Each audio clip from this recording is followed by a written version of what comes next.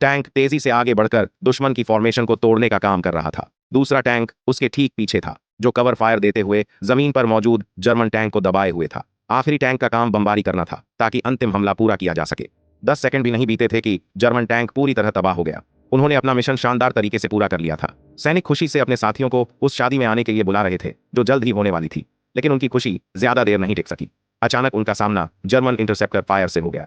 उनके पास मौजूद गोलियां भी लगभग खत्म हो चुकी थीं। देखते ही देखते जर्मन टैंकों ने उन्हें चारों तरफ से घेर लिया।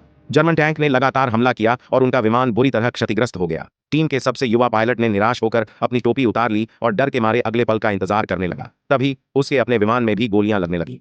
विमान कभी भी विस्फोट कर सकता था। मजबूर होकर उसे सोवियत संघ के जंगलों में करीब 50 किलोमीटर दूर आपातकालीन लैंडिंग करनी पड़ी। अगले ही पल दोनों लोग मलबे से बाहर निकले और मदद के लिए पुकारने वाले थे, लेकिन तभी उन्होंने देखा कि जर्मन सैनिकों ने उन्हें चारों तरफ से घेर लिया है।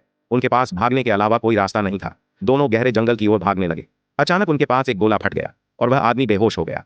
जब उसे होश आया तो उसका साथी उसे उठाकर काफी दूर तक ले जा चुका था। आखिरकार वे एक उफनती नदी के सामने पहुंच गए। उसका साथी दुश्मनों को रोकने के लिए गोली चलाने लगा। उसने अपने घायल साथी को एक चट्टान की ओर ढकेला और खुद पीछे रुक गया। उसने अपनी जान कुर्बान कर दी ताकि जर्मन सैनिकों को कुछ समय तक रोका जा सके।